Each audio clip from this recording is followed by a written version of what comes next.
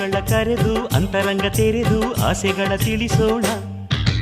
ಆಸೆಗಳ ಅಳೆದು ಹೃದಯವ ತೊಳೆದು ಭಾವನೆ ಬೆಳೆಸೋಣ.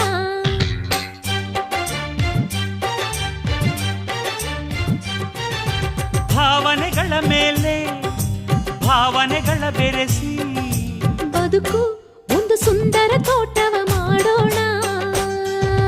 ಕಾಮನ ಬಿಲ್ಲೆ ಕಾಮನ ಬಿಲ್ಲೆ